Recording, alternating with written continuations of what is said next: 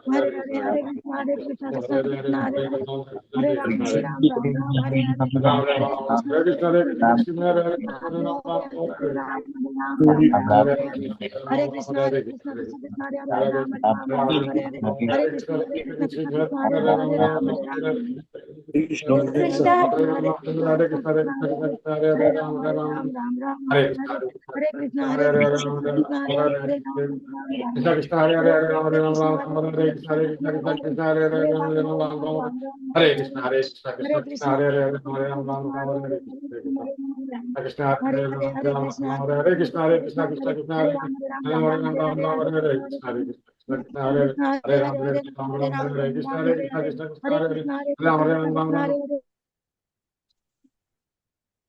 હરે કૃષ્ણ. ખૂબ ખૂબ ધન્યવાદ બધાનો ભગવાનના નામ જપમાં ભાગ લેવા બદલ, ભક્તની સેવા કરવા બદલ ખૂબ ખૂબ ધન્યવાદ. રેખા માતાજી, અનિલ પ્રભુજી, વિજય પ્રભુજી, મયુરી માતાજી, પરેશ શાહ પ્રભુજી, વેલુભા પ્રભુજી, શ્રદ્ધા हरे माताजी. कृष्ण माताजी, दंडवत प्रणाम। माताजी, हरे आपका ऑडियो को स्लो आवे छे। कृष्ण, एक मिनिट. हाँ, वो स्लो संभळाय छे माताजी। થોડું સ્લો સંભળાય છે માતાજી. हाँ, કરી દો. हाँ, જપ ચાલતો હતો ને એટલે બોલે. હરે કૃષ્ણ. હવે બરાબર છે ને ઓડિયો વિડિયો બને? હરે કૃષ્ણ. હા, હવે બરાબર છે. હા માતાજી, હવે હા, બરાબર છે. માતાજી. જી જી જી.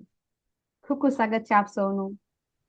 ઇસ્કોન મેંગલુરુ કોલાથી ચાલતા શ્રીમદ ભગવદ ગીતા લેવલ 2 ના ક્લાસમાં આપ સૌનું હું આનંદપદા ગોપાલની દેવી દાસી હાર્દિક સ્વાગત કરું છું.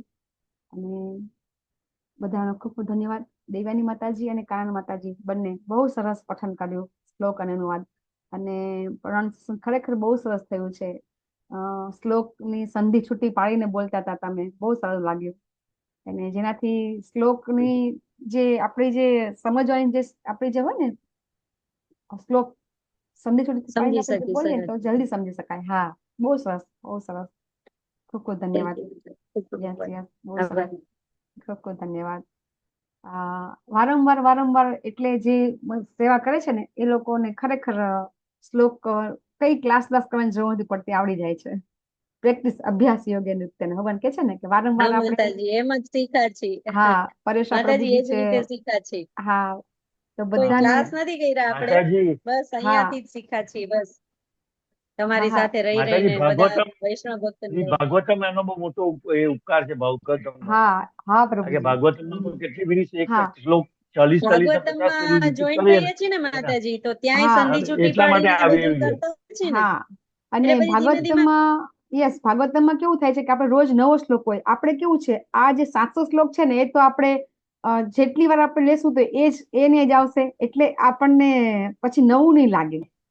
થોડુંક વખત નવું લાગશે, પછી નવું નહીં લાગે. પછી આપણને એનું બોલવામાં અને એમાં બહુ સરસ રહેશે, ઉચ્ચારણ કરવામાં ઓટોમેટિક આપણને શ્લોક આપણે રીડ કરતા હોય ને તો આપણે એ જ વખતે આપણને ખ્યાલ આવવા માંડે કે હા, હવે આપણે આ રીતે બોલવું પડશે. એમ ધીમે ધીમે ઓટોમેટિક ખબર પડી જાય છે. બહુ સરસ, બહુ સરસ. અને ભાષા ભાગવતમાં તો અઘરી છે થોડી.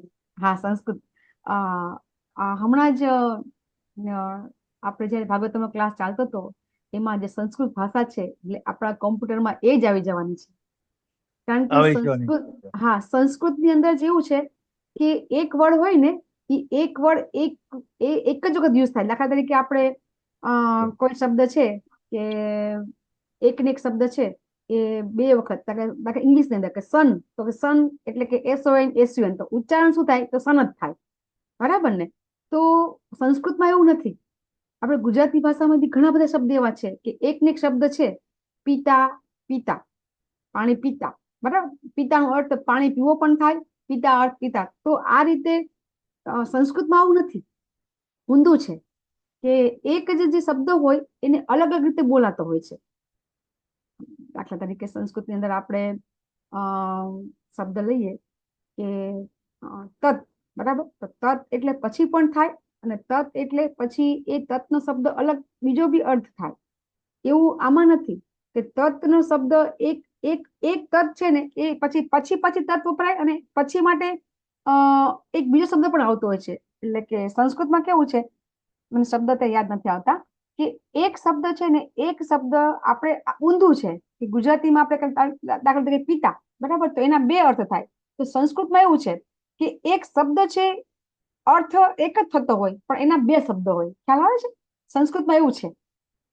એટલે એ લેંગ્વેજ છે ને કોમ્પ્યુટરને વધારે અનુકૂળ છે. અને હવે નેક્સ્ટ બધા અત્યારે એવું સંશોધન કરી રહ્યા છે કે કઈ રીતે બધા સંસ્કૃતના પ્રોફેસરો મળે બધા. તો જે લોકો સંસ્કૃત જે લોકોને આવડતું હશે એ લોકોને બહુ જ એ લોકોની જરૂર પડશે, ડિમાન્ડ થશે એવું છે સંસ્કૃત લેંગ્વેજ. તો ખરેખર આમ જોવા જઈએ ને તો જેટલી બી સંશોધન થાય છે બધા આપણા શાસ્ત્ર ઉપરથી જ થાય છે. અત્યારે ભાગવતમ ક્લાસ ચાલે છે તો આપણને ખ્યાલ આવે છે કે કેટલું બધું આપણે જોઈએ છીએ. તો બધું ભાગવતમમાં જોઈએ છીએ કે જે સંશોધન અત્યારે બધા વૈજ્ઞાનિકો કરી રહ્યા છે ઓલરેડી આપણી પાસે છે જ, બધું જ છે. અને એ અત્યારે જે શોધ થઈ રહી છે, બરાબર, એ એક 1% જેવું છે એમ કે તો ચાલે. તો આપણું પાસે એટલું બધું જ્ઞાન છે. ખૂબ ખૂબ ધન્યવાદ બધાનો. યસ, આપણે મંગળાચરણ લેશું. તમે પણ મ્યુટ થઈને મંગળાચરણ લઈ શકો છો.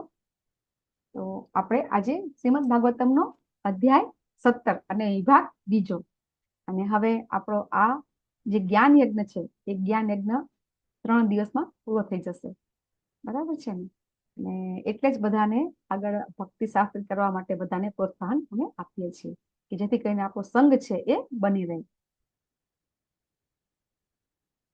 તો તમને બધાને રાધા ગોવિંદના દર્શન થાય છે ને? પછી રાધા ગોવિંદના ચરણમાં વંદન કરીએ આપણે.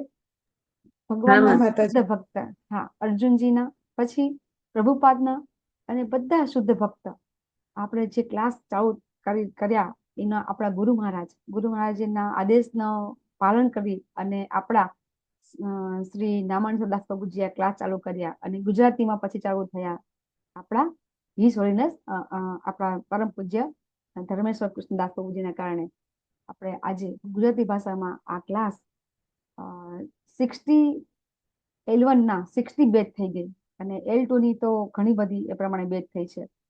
અને એ રીતે આજે આપણે બધા ભેગા થઈને આ ક્લાસ કારણે ભગવદ્ ગીતાનું જ્ઞાન લઈ રહ્યા છીએ.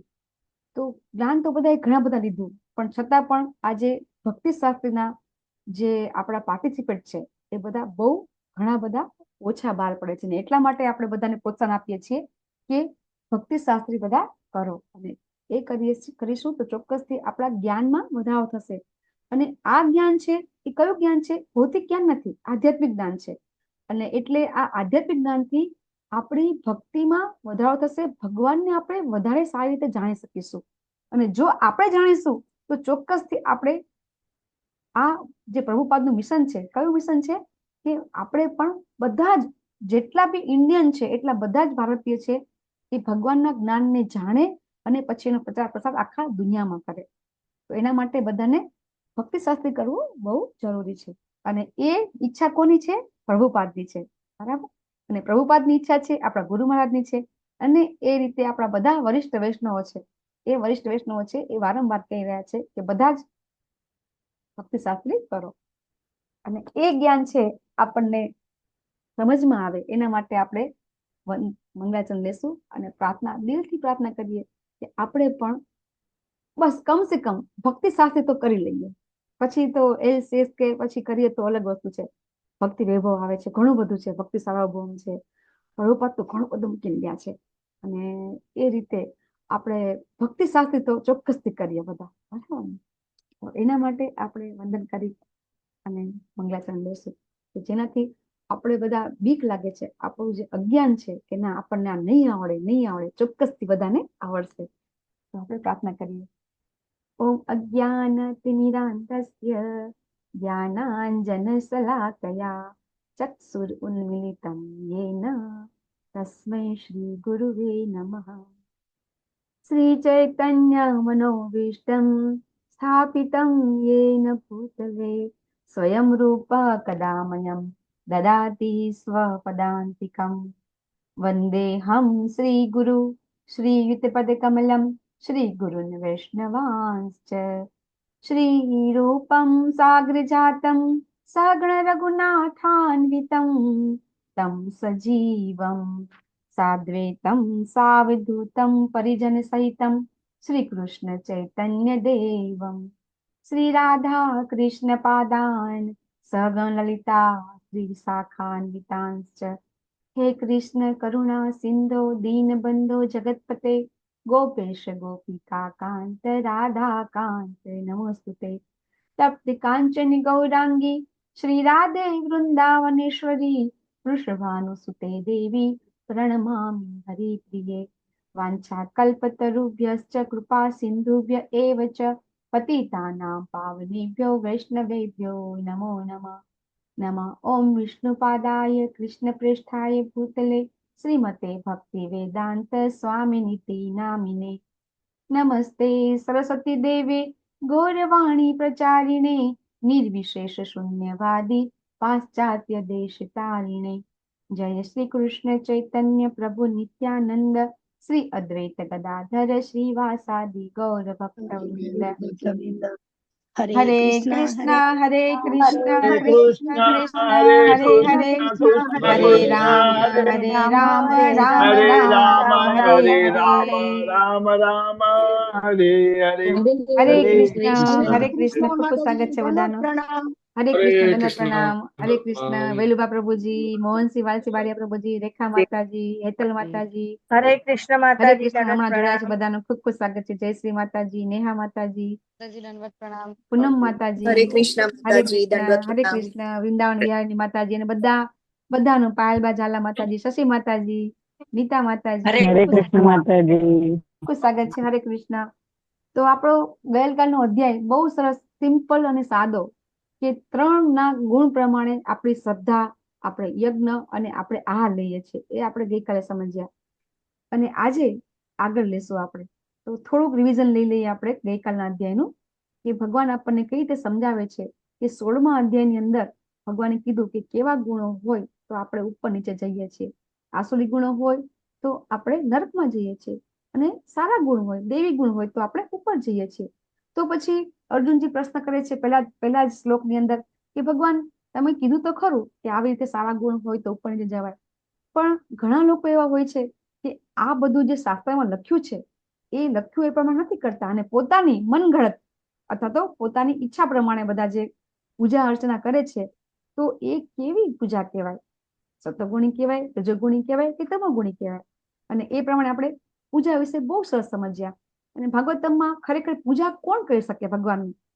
અને આપણે ભગવદ્ ગીતાની અંદર પણ બહુ સરસ ભગવાન કહે છે કે જ્યારે કોઈ વ્યક્તિના અંતવત્તુ ગતમ પાપમ જનનામ પુણ્ય કર્મણામ, બરાબર, એ વ્યક્તિ છે કે જે વ્યક્તિના બધા જ પાપ કર્મ નષ્ટ થાય અને પુણ્ય કર્મ ઉદય થાય, તો પછી એ દ્વંદ્વ મોહ નિર્મુક્તા, અને પછી એ ભજન તે દ્રઢવર્તા, કે જ્યારે એ વ્યક્તિ છે દ્રઢપણે ભગવાનમાં ક્યારે સ્થિત થશે, તો બધા પાપ કર્મ નષ્ટ થાય અને પુણ્ય કર્મ ઉદય થાય, ત્યારે એ વ્યક્તિ છે ભગવાનની ભક્તિ કરી શકે છે. અને ભાગવતમની અંદર પણ બહુ સરસ સમજવામાં આવ્યું છે કે કઈ રીતે કોઈ વ્યક્તિ છે એ ભગવાનની પૂજા કરી શકે. જ્યાં સુધી આપણામાં શ્રદ્ધા એકદમ દ્રઢ ન હોય ત્યાં સુધી આપણે ભગવાનની નહીં પરંતુ અલગ અલગ દેવી દેવતાની પૂજા કરીએ છીએ. અને એ પ્રમાણે ભગવાન કહે છે કે 3 ગુણોની જે આપણી સ્થિતિ છે, સત્વગુણી, રજોગુણી અને તમોગુણી, એ પ્રમાણે શ્રદ્ધા થાય છે. અને પછી આપણી શ્રદ્ધા જ્યારે આ પ્રમાણે ભાગવતમના અને ભગવદ્ ગીતાના શ્લોક પ્રમાણે શ્રદ્ધા આપણી ડેવલપ થાય શુદ્ધ સત્વમાં, ત્યારે જ આપણે ભગવાનની ભક્તિ કરી શકીએ છીએ. તો એનો અર્થ શું થયો? આપણે બધા ભગવાનની પૂજા કરવા માંડ્યા છીએ. જે લોકો ફક્ત ને ફક્ત ભગવાન શ્રી કૃષ્ણની પૂજા કરે છે, તો એ બધા શુદ્ધ સત્વમાં કહેવાય કે ન કહેવાય? અહીંયા આપણને ભગવાન એમ કે છે કે જ્યારે કોઈ વ્યક્તિ શુદ્ધ સત્વમાં આવે ને તો જ મારી પૂજા કરી શકે. ભાગવતની અંદર બહુ સરસ શ્લોક આપેલો છે તો પછી આપણે બધા અત્યારે ભગવાનની પૂજા કરી રહ્યા છીએ, ફક્ત ભગવાનની પૂજા કરીએ છીએ, તો આપણે શુદ્ધ સત્વમાં કહેવાય કે ન કહેવાય? આપણે બધા ન કહેવાય માતાજી. કેમ ન કહેવાય? આપણે તો ભગવાન કે છે 4.3.23 કે છે ભગવાન કે સત્વમ વિશુદ્ધતમ વસુદેવ શબ્દિતમ. જ્યારે મનુષ્ય વિશુદ્ધ સત્વગુણમાં સિદ્ધ થાય ને ત્યારે વાસુદેવની પૂજા કરે છે. તો આપણે જ્યારે હરે ભગવાનની કૃષ્ણ પૂજા, માતાજી. હા હા માતાજી. હા બોલો, આપણે ભગવાનની પૂજા પૂજા તો કરીએ. કરીએ છીએ, આપણા ભાવ પણ જોવા જોઈએ ને સાથે સાથે. હા પૂજા તો કરીએ છીએ માતાજી, પણ આપણા ભાવ યા સાથે સાથે જો ટોટલી ભગવાનને ડિવોટીસ થઈને કરીએ. એ વસ્તુ અલગ છે. હરે હા કૃષ્ણ. હરે યસ કૃષ્ણ પ્રભુજી. માતાજી. હા માતાજી સમર્પણ પણ હોવું બહુ જરૂરી છે. પૂજા સમર્પણ, કરવાથી કે સેવા કરવાથી તમે હા શુદ્ધ સત્વમાં ન જઈ નથી શકો. ને આવતા. ત્યાર પછીની શું, એ સમય ગયા પછી તમે શું કરો છો એ સૌથી પછી શું વધારે કરે? અગત્યનું છે. હા, હું વારંવાર કહેતી હોય છું કે આપણે કયા ગુણમાં છીએ આપણને ક્યારે ખબર પડે? કે જ્યારે આપણે એકલા હોઈએ, અને એકલા હોય ને અને ત્યારે ફક્ત આપણને ભગવાનના નામ સિવાય, એમના જે વાંચન અથવા તો કઈ ભગવાનની એક્ટિવિટી સિવાય આપણે જ્યારે બીજી કોઈ જ એક્ટિવિટી ન કરીએ ને, ત્યારે એનો અર્થ થયો કે હા, હવે આપણે સત્વગુણમાં આવી ગયા. બરાબર ને? હજી આપણે બધા ક્યાં સુધી આવી ગયા છીએ? સત્વગુણ સુધી આપણે બધા આવી ગયા છીએ. ચોક્કસથી આપણામાં સત્વગુણ છે એ ચોક્કસથી આવી ગયો છે. હા, રજોગુણ થોડો થોડો હોય જ, કારણ કે આપણી જે ઈચ્છાઓ છે એ ઈચ્છાઓ તો થોડી દેવાની જ ને, કારણ કે એમાંથી તો આપણે મુક્તિ પામી શકતા નથી, કારણ કે આપણે ગૃહસ્થ છીએ. અને એટલા માટે આપણે આપણું ગૃહસ્થ જે ધર્મ છે એ બજાવવા માટે રજોગુણ થોડુંક જરૂર પડે છે. પણ મોટા ભાગે આપણે સત્વગુણમાં આવી ગયા છીએ. અને એ રીતે સત્વગુણ છે એ સત્વગુણમાંથી શુદ્ધ સત્વ આવવાનો એક જ રસ્તો છે. કયો રસ્તો છે? સત્વગુણમાંથી શુદ્ધ સત્વમાં આવવા માટે, સત્વગુણમાં છીએ એટલે આપણે જાપ કરીએ છીએ, આ બધું કથા કરીએ છીએ, બધું કરીએ છીએ. અને આપણે સત્વગુણમાંથી શુદ્ધ સત્વમાં આવવા માટે એક રસ્તો, એ કયો રસ્તો છે? સતતમ કીર્તયંતો મામ. યસ. અને ચેતા મનુષ્ય, યસ. અને ભગવાનનું 24 કલાક અનન્ય ભક્તિ. અનન્ય ભક્તિ, અનન્ય ભક્તિ. 24 કલાક જેવી રીતે આપણે પણ ભગવાનનું સ્મરણ કરી શકીશું જ્યારે. અને એ ક્યારે થશે? ફક્ત ને ફક્ત શુદ્ધ જે ભગવાનના ભક્તો છે, એ શુદ્ધ ભગવાનના ભક્તો છે એના જ કોન્ટેક્ટમાં રહેવાથી આપણે. અને એનો શ્લોક છે એ 3જા સ્કંદની અંદર 25મા અધ્યાયમાં 25મો શ્લોક છે. એક ભગવાન કપિલ છે, એ ભગવાન કપિલ છે એ ઉપદેશ આપે છે. કોને? એમની માતાને. ભગવાન કપિલ છે એમની માતાને ઉપદેશ આપે છે.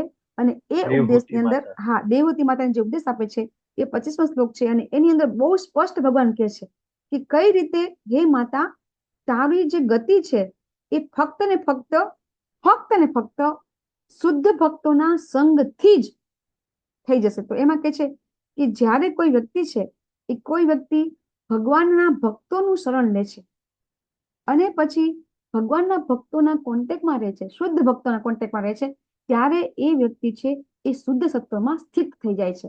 પછી એ ક્યારેય સત્વગુણ, રજોગુણ કે તમોગુણ તરફ એ વળતો નથી. બહુ સરસ એમાં ભગવાન છે એ આપે છે 3.25.25માં. એનો જે અધ્યાય છે એ અધ્યાયનું નામ જ છે ભક્તિ યોગનો મહિમા. ભાગવતમ સ્કંદ 3 અધ્યાય 25મો. એ અધ્યાય 25મો છે એ 25મા અધ્યાયનું નામ જ છે ભક્તિ યોગનો મહિમા. અને એની અંદર જે કપિલ મુનિ છે અથવા તો કપિલ ભગવાન છે, એ કપિલ ભગવાન એમની માતાને જે ઉપદેશ આપે છે, બહુ સરસ શ્લોક છે. સતામ પ્રસંગન મમ વીર સંવિદો ભવંતી હત્કર્ણ રસાયના કથા તજ્જોષણાદા સ્વપવર્ગવત્મની શ્રદ્ધારતિર ભક્તિર અનુક્રમિષ્યતિ. એમાં કપિલ ભગવાન કહે છે કે શુદ્ધ ભક્તની સંગમાં ભગવાનની લીલા અને એમના જે કાર્યકલાપ છે એની ચર્ચાથી કાન અને હૃદય ખૂબ જ રોચક પ્રસન્ન કરવા થઈ જાય છે. અને આવા જ્ઞાનના અનુસરણથી મનુષ્ય ધીરે ધીરે મોક્ષ માર્ગ તરફ અગ્રસર થાય છે. અને પછી મુક્ત થાય છે. અને આવું આકર્ષણ છે ફક્ત ને ફક્ત ભગવાનના જે શુદ્ધ ભક્તો છે એની સંગતિથી જ થઈ શકે છે. અને પછી ભક્તિ યોગનો શુભારંભ થાય છે.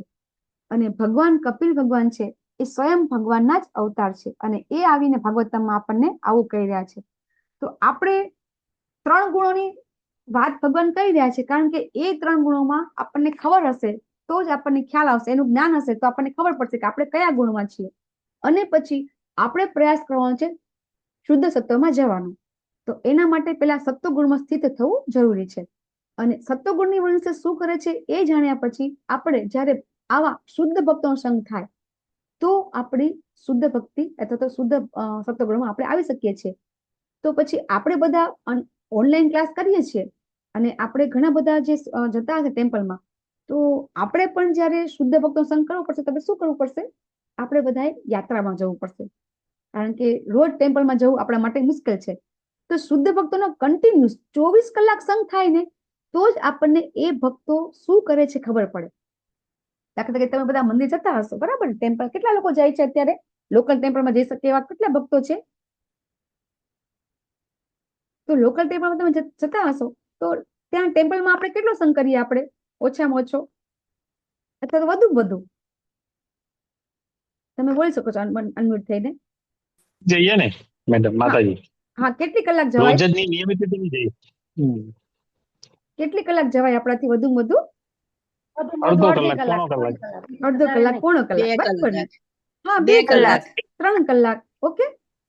તો હવે આપણે 2-3 કલાકમાં આપણને આપણા જે શુદ્ધ ભક્તો છે એનો આપણને કોન્ટેક્ટમાં કેટલી વખત રહેવાય આપણે?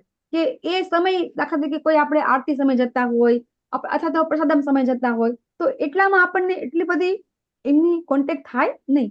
પરંતુ જ્યારે આપણે યાત્રામાં જઈએ છીએ ત્યારે તમે જુઓ કે આપણે 24 કલાક આપણે રહી શકીએ છીએ એમની સાથે. અને પછી આપણને એ સાચો સંગ થાય છે એમનો, અને આપણામાં પરિવર્તન આવે છે. જેટલા બી ભક્તો છે, જેટલા ભક્તો જ્યારે આ રીતે યાત્રામાં જાય છે તો પછી એ યાત્રામાં ગયા પછી ચોક્કસથી એમને એ બધા ભક્તોને જે આચરણ છે એમનામાંથી પ્રેરણા મળે છે. અને પછી એમ થાય છે કે હા, આપણે પણ આવું, જો એ લોકો કહી શકતા હોય તો આપણે પણ કહી શકીએ. અને એ રીતે આપણે શુદ્ધ સત્વમાં કઈ રીતે આવી શકાય એના આપણે પ્રયાસ કરી શકાય. તો આપણે ગઈકાલે કેવો આહાર લેવો જોઈએ અથવા તો આપણે કેવું અન્ન લેવું જોઈએ અને કેવું અન્ન ખાઈએ તો આપણા શરીરને કેવી ચેતના મળે એ આપણે ગઈકાલે સમજ્યા. પછી યજ્ઞ વિશે સમજ્યા કે યજ્ઞ એટલે કે તમે જ્યારે આગળ લેવલ 5માં આવશો એટલે યજ્ઞનો અર્થ ઘણા બધા થાય છે. સૌથી પહેલો તો યજ્ઞનો અર્થ આપણે કર્મયોગમાં શું સમજ્યા? સૌથી પહેલા યજ્ઞ એટલે કે કોણ છે આપણે સમજ્યા. ભગવાન કહે છે કે યજ્ઞ અર્થાત કર્મણો, એ શ્લોકમાં ભગવાન છે, સેમ વિષ્ણુ ભગવાનનો અવતાર છે, બરાબર?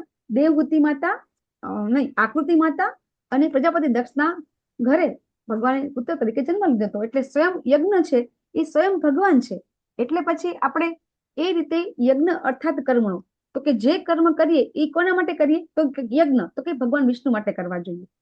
પછી યજ્ઞ એટલે કે આપણી નિયત કર્તવ્ય, અને એ આપણે અન્નાદ ભવતી ભૂતાનીમાં સમજ્યા હતા કે જ્યારે આપણે આપણું નિયત કર્તવ્ય કર્મ કરીએ છીએ તો પણ એ આપણે ગૃહસ્થ રહીને આપણું જે કર્મ છે, સ્વધર્મ છે, એ પણ આપણે જો સારી રીતે કરીએ તો પણ એ યજ્ઞ છે. અને પછી યજ્ઞ એટલે કે આ આપણા બધા જે યજ્ઞ કરીએ છીએ સ્વાહા યજ્ઞ, તો એ યજ્ઞ વિશે આપણે ગઈકાલે જોયું, બરાબર ને? કે કઈ રીતે આપણે પણ યજ્ઞ કરી શકાય છે. પણ એ યજ્ઞ સત્વગુણી ક્યારે કહેવાય, તમોગુણી ક્યારે કહેવાય અને રજોગુણી ક્યારે કહેવાય? અત્યારે પણ આપણે સત્વગુણી યજ્ઞ કરીએ છીએ. તો તમે બધા જ્યારે બ્રહ્મોત્સવમાં આવ્યા હશો અથવા તો દીક્ષા સમારોહમાં આવ્યા હશો તો તમને ખબર હશે કે કેવી રીતે યજ્ઞ થાય છે. અચ્છા, કોઈ દીક્ષા વખતે હાજર હોય એ વ્યક્તિ છે યજ્ઞમાં? જ્યારે આપણે દીક્ષા થાય છે અને એમાં કોઈ હાજર હતા? હમણાં બી થયો હતો આપણો યજ્ઞ બોમ્બેમાં, પછી હમણાં વૃંદાવનમાં કોઈ છે હાજર કે જેને યજ્ઞમાં ભાગ લીધો હોય? તો એ સત્વગુણ યજ્ઞ છે કે એની અંદર ખરેખર જે બ્રાહ્મણ છે એ બ્રાહ્મણ પણ બ્રાહ્મણ છે, એવું નહીં કે કર્મે પણ બ્રાહ્મણ છે. પછી બધું સમિધ છે એ પણ પ્યોર છે, એમાં આપણે જે સમિધ વાપરીએ છીએ, બરાબર? અને જે યજ્ઞમાં બેઠા છે, જે યજ્ઞ કરે છે એ પણ પોતે પ્યોર છે. અને આ રીતે સત્વગુણી યજ્ઞ અત્યારે પણ થાય છે. અને તમને બધાને ખબર હશે કે એ વખતે આપણે જે દીક્ષા લઈએ છીએ એ વખતે આપણા ગુરુ મહારાજ છે એ ગુરુ મહારાજ આપણા બધા જ પાપ ગ્રહણ કરી લે છે. અને એટલે આપણા જે ગુરુ મહારાજ છે એમનું જે હેલ્થ છે એ બહુ જ ખરાબ રહેતી હોય છે. તમે જો, કારણ કે આપણા જેટલા કર્મ છે, આપણે જયારે દીક્ષા લઈએ છીએ તો એ યજ્ઞની અંદર ખરેખર આપણા બધા જ અત્યાર સુધીના જે કર્મ હોય છે એ બધા પાપ કર્મ છે એ આપણા ગુરુ મહારાજ લઈ લેતા હોય છે. તમે વિચાર કરો કે ખરેખર આ વસ્તુ છે એ વસ્તુ શક્ય છે અને એ નજર આપણે બધા જોઈ રહ્યા છીએ. તો એ સત્વગુણી યજ્ઞ આપણે અત્યારે કહીએ છીએ. અને આપણે તમોગુણી યજ્ઞ વિશે પણ આપણે જોયું કે કેવા તમોગુણી યજ્ઞ હોય છે. તો આ એક્ઝામ્પલ આપણે ગઈકાલે ભસ્માસુરનું જોયું હતું, બરાબર, કે એ કઈ રીતે યજ્ઞ કરે છે. તો કે યજ્ઞ તો કરે છે પણ એમાં નથી પ્રસાદ વેચતા, નથી વેદ મંત્રનો ઉચ્ચાર કરતા, પછી કોઈ પુરોહિત તો છે જ નહીં એમાં, તો દક્ષિણા કેવી રીતે આપે. પણ ઘણા કરતા હોય છે પણ છતાં પુરોહિતને દક્ષિણા આપવામાં આનાકાની કરતા હોય છે. આપણે અત્યારે કળિયુગમાં જોતા હોઈએ છીએ કે આપણે કઈ યજ્ઞ કરીએ તો બીજા બધા ખર્ચા કરીએ પણ બ્રાહ્મણને દક્ષિણા આપવાના હોય ત્યારે આપણે એને કાપકૂપ કરતા હોઈએ છીએ. તો અત્યારે આવા કળિયુગમાં તમોગુણી હોય છે.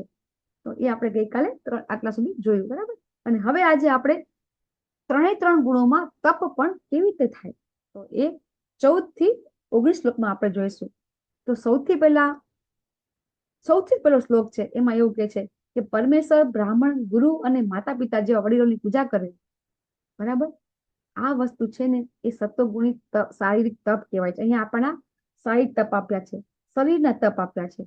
તો શરીરના તપની અંદર શું છે તો સૌથી પહેલા પરમેશ્વર, બ્રાહ્મણ, ગુરુ અને માતા પિતા આ લોકોને આપણે જ્યારે માન આપીએ છીએ, સન્માન કરીએ છીએ અને પ્રણામ કરીએ છીએ તો એ શરીરનું તપ કહેવાય છે. અહીંયા પ્રણામ માટે આપણને એક વસ્તુ બતાવી છે કે પ્રણામ કેવી રીતે કરાય. અત્યાર સુધી આપણે શું સમજતા હતા કે ભગવાનના મંદિર દર્શન કરવા જઈએ તો કે ભાઈ 2 હાથ જોઈને દર્શન કરતા હતા આપણે, બરાબર ને. પણ અહીંયા ભગવદ ગીતા સમજ્યા પછી આપણને ખબર પડે છે કે પ્રણામ કેવી રીતે કરાય. તો અહીંયા જયારે કોઈ પ્રભુજી પ્રણામ કરે છે તો કેવી રીતે પ્રણામ કરતા હોય છે, દંડવત પ્રણામ કરે છે. અને દંડવત એટલે કે એક દંડની જેમ આડા પડી જવું, બરાબર ને. અને એને કહેવાય છે દંડવત પ્રણામ. અને તમે જયારે ભક્તિ સદાચારના ક્લાસમાં આવશો તો ત્યાં આપણા માતાજીને કેવી રીતે પ્રણામ કરવાના હોય છે, પાંચાંગ પ્રણામ કરવાના હોય છે. કારણ કે માતાજી આવી રીતે દંડની જેમ આડા પડી શકે નહીં. તો એને માટે પાંચાંગ પ્રણામ એટલે કેવા કે આપણું માથું, 2 હાથ અને 2 પગ એ શરીરને જમીનને અડે એ રીતે આપણે પ્રણામ કરવાના હોય છે. એને કહેવાય છે પાંચાંગ પ્રણામ.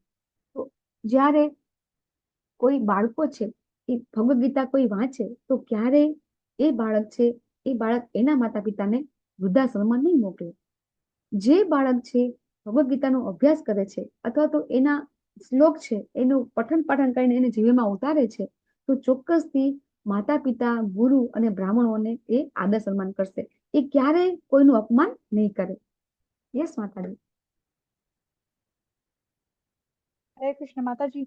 માતાજી, હું વૃંદાવન ગઈ હતી ત્યારે મને એકવાર ત્યાં સેવા આપી રહેલા એક માતાજી એવું કહ્યું હતું કે આપણે લેડીઝોએ બોલવું પણ ન જોઈએ દંડવત પ્રણામ.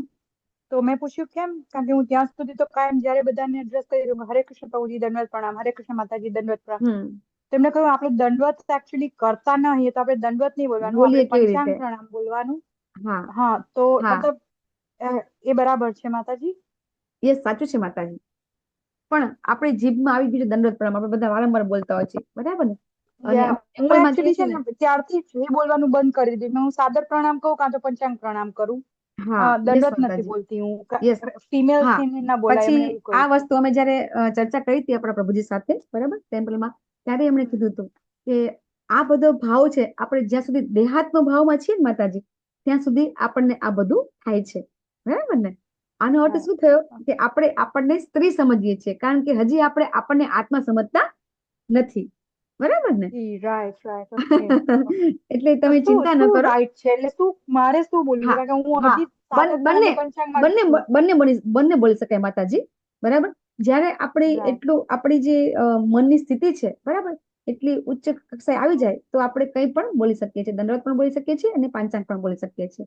કારણ કે હવે જો માતાજી એક વસ્તુ હું કહું તમને કે દાખલા તરીકે કોઈ જગ્યાએ વેદની અંદર, શાસ્ત્રની અંદર ક્યાંય ઉલ્લેખ નથી કે કોઈ માતાજી હોય એ આ રીતે જ્ઞાન આપી શકે, હે ને. તમે જુઓ છો કે કોઈ દી વ્યાસપીઠ ઉપર કોણ બેઠા હોય? હંમેશા કોણ હોય છે? વ્યાસપીઠ ઉપર પ્રભુજી જ હોય છે, બરાબર ને? સાચી વાત ને? તો હવે અહીંયા આપણને સ્ટાર્ટિંગમાં આ જે જ્ઞાન મળી જાય છે અને બીજા અધ્યાયમાં ભગવાન કહે છે કે દરેકે દરેક જીવ છે એ આત્મા છે, બરાબર ને? પછી એ પ્રાણી હોય અને આપણને ભગવાન સમજાવે છે કે વિદ્યા વિનય સંપન્ને બ્રાહ્મણે ગવ્યસ્તિને સુનિચેવ સ્વપાકે ચ પંડિતા સમદર્શિના. તો જયારે આપણે પંડિત જેવું જ્ઞાન આપણને આવી જાય, આપણે સમજી જઈએ કે દરેક વ્યક્તિ છે એ દરેક વ્યક્તિ ફક્ત આત્મા છે, એ નથી પુરુષ કે નથી સ્ત્રી, નથી પશુ કે નથી પ્રાણી, બરાબર ને? અને પછી આપણને આ જ્ઞાન આવે ને પછી આ બધી વસ્તુ છે એ ભેદ અભેદ કે ને આપણે એ ભગવાન કે છે ને કે જયારે કોઈ સુખ દુઃખ માન અપમાન આ બધા દ્વંદ છે, સારું નરસું છે, એ બધામાંથી પર થઈ જાય છે અને એ વખતે આપણને આ બધી વસ્તુ છે એ આપણને ગૌણ લાગે છે, બરાબર ને? હરે કૃષ્ણ. થેન્ક યુ માતાજી, thank you. Hare Krishna. Yes માતાજી, યસ મયુરી માતાજી, બોલો બોલો. જય શ્રી કૃષ્ણ. એવું કહું છું, તમે હમણાં દેહ અને આત્માની ઓળખ આપણે કરવાની એક્ઝામ્પલ તરીકે આવશે. દેહ આપણે હું છું અને તો આત્મા પ્રમાણે કેવી રીતે આપણો વ્યવહાર બદલાય? ખ્યાલ આવ્યો મારો? હા, મેં તમને બહુ સરસ સમજાવ્યું છે. અત્યાર સુધી મેં ઘણી વખત સમજાવ્યું છે માતાજી, એક વાર નહીં ઘણી વાર સમજાવ્યું છે. કે કઈ પણ રીતે. હા, કઈ વાંધો નહીં, કઈ વાંધો નહીં માતાજી, પછી પણ સમજાવીશ. કારણ કે વારંવાર કહેતી હોય છું કે દાખલા તરીકે મારી પાસે આ મોબાઈલ છે, બરાબર ને? તો હું એમ કહું છું કે મોબાઈલ મારો છે. મોબાઈલ હું છું એમ કહું છું? એમ કહે છે આપણે કે આ મોબાઈલ છે હું છું એમ કહું? આ મોબાઈલ હું છું, હું શું કહું છું? મોબાઈલ મારો છે, બરાબર? એવી રીતે જ્યારે તમારો આ હાથ હોય તો તમે શું કહો છો? હાથ મારો છે, એમ કહો છો ને? એમ કહો છો કે હાથ હું છું, બરાબર? આ હાથ મારો છે. તો હા, હું સમજાવું તમને. હા, સમજો માતાજી, હું સમજાવું તમને કે આ હાથ મારો છે એમ કહીએ છીએ તો હાથ હું નથી કહેતા ને. તો હું કોણ છું? હું કોણ છે? એ હું એ જ આત્મા. આપણે જયારે એમ કહીએ છીએ કે હું આમ છું, હું તેમ છું, એ હું ખરેખર આત્મા છે. હું કઈ કોઈ આ શરીર નથી. હું એટલે કે આ આત્મા છે. જ્યારે આપણે વાત કરીએ છીએ કે હું આમ કરું, હું તેમ કરું, તો એ હું એટલે એ આત્મા છે, હું એટલે શરીર નથી. પણ આ સાંખ્ય યોગ સમજવો અઘરો છે માતાજી, સમજવો જ અઘરો છે, બરાબર? હું એક્ઝામ્પલ ગમે એટલા આપશો, બરાબર, છતાં પણ સમજવું મુશ્કેલ છે. પછી હું બોલી તો હું પોતે ના લઉં ના, હું એટલે હું આત્મા છું, હું શરીર નથી, બરાબર? આપણે જયારે એટલે એવું રિપીટ કર્યા કરવાનું. હા, યસ માતાજી. પછી પવિત્રતા, સરળતા, બ્રહ્મચર્ય અને અહિંસાનું પાલન કરવું, આ શારીરિક તપ છે. તો પવિત્રતાની અંદર તો આપણે બે પવિત્રતા આવે, બરાબર? બાહ્ય અને આંતરિક. એટલે કે બાહ્ય પવિત્રતા તો આપણે સારી રીતે કરી શકાય, અને મનની પવિત્રતા છે એ મનની પવિત્રતા છે એ આગળ પણ મેં કીધું હતું કે તન, મન, બુદ્ધિ અને ધન આ પવિત્ર કરવા માટે અલગ અલગ વસ્તુ છે. તો મેં શું કીધું હતું કે મન પવિત્ર કરવું હોય તો શું કરવું પડે? આપણે 4 વસ્તુ પવિત્ર કરવાની છે. મેં કીધું હતું, કોઈને યાદ છે? તન, મન, ધન અને આપણું શરીર. તન, મન, ધન અને બુદ્ધિ, આ 4 વસ્તુ છે એને પવિત્ર કરવી હોય તો શું કરવું જોઈએ? તન, સૌથી પહેલા તન માટે શું કરવું પડે? આપણે બાહ્ય શુચિ, કે જે આપણે સ્નાન કરતી વખતે એક ટીપો ગંગાજળ કે કોઈ પવિત્ર નદીનું નાખી દે એટલે તન બાહ્ય શુચિ થઈ જાય, તનની શુચિ. પછી મનની શુચિ. મનની શુચિ માટે શું કીધું હતું? મન પવિત્ર કરવા માટે શું કરવાનું છે? આપણે યાદ છે? ભગવાનનું નામ, બરાબર છે? નામ જપથી મન શુદ્ધ થાય છે. અને બુદ્ધિ શુદ્ધ કરવા માટે શાસ્ત્રનું વાંચન. ઓકે. અને છેલ્લે આવે છે ધન. એ તો તમને ખબર છે કે ધન શુદ્ધિ ક્યારે થશે? દાન. ઓકે. હા, આજે આવશે દાન ક્યાં કરવું જોઈએ. તો તન, મન, ધન અને આપણી બુદ્ધિ, આ 4 વસ્તુ છે પવિત્ર કરવી જોઈએ. પછી સરળતા. તો એ એકદમ જેને કહેવાય કે અહીંયા પ્રભુપાદ બતાવ્યું છે આપણને. એ પ્રભુપાદ કેટલા સરળ હતા કે એમને છે ને કે જ્યારે બિલકુલ કોઈ પણ સફળતા નહોતી મળીને અને સફળતા મળી તો એ વખતે એમના આચરણમાં કોઈ જ ફેર નહીં, એટલી સાદગી. કે દાખલા તરીકે કોઈ વ્યક્તિ અત્યારે બહુ જ ફેમસ થઈ જાય આખા વર્લ્ડ ની અંદર, કોઈ દાખલા તરીકે આપણે જ વાત કરો કે આપણે આજે આખા વર્લ્ડમાં ફેમસ થઈ જઈએ તો આપણું આચરણ કેવું થઈ જાય? એવું ને એવું રે, અત્યારે છે એવું ને એવું રે આપણું આચરણ. ના રે ખરી જાય ને અભિમાની અભિમાન અભિમાની આવે ઘમંડ આવી જાય, હા ઘમંડ એને આવી જાય. માતાજી, શ્રી પ્રભુપાદે જે પણ કર્યું હતું ને, એ બધો જસ એમને ગુરુ મહારાજને આપ્યો હતો. યસ માતાજી.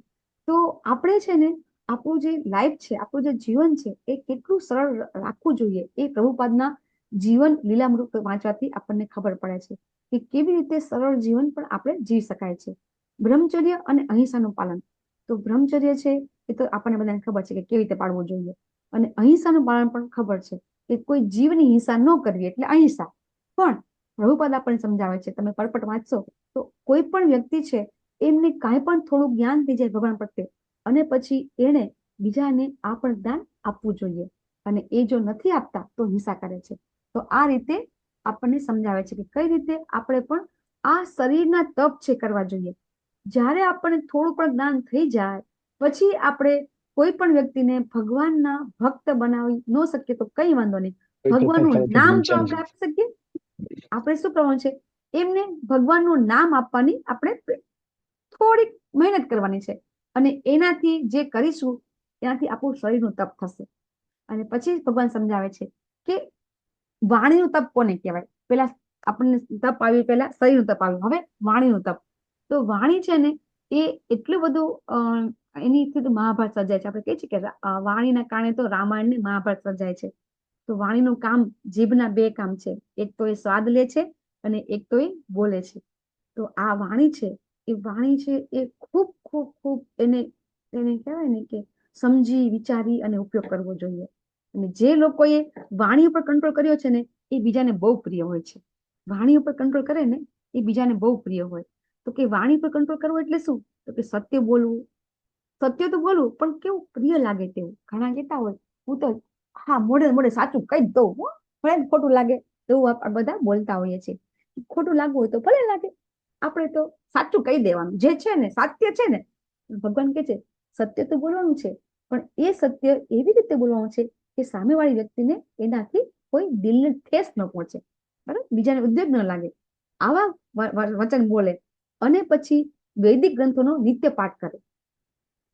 અધ્યાય અભ્યાસ. ભગવાન કે છે કે આપણે વૈદિક, હવે આપણી પાસે તો આપણને ખબર છે કે વેદની વાંચવાની આપણી પાસે કોઈ લાયકાત નથી. એની જે બધી લેંગ્વેજ છે, એનું જે ગ્રામર છે એ આપણને નથી ખબર પડતી. તો આપણે શું કરવું જોઈએ, આપણી પાસે પ્રભુપાદે આપણને એટલા બધા બુક લખીને આપ્યા છે કે એટલી બુક આપણે વાંચીશું ને તો આખું આયુષ્ય પતી જશે.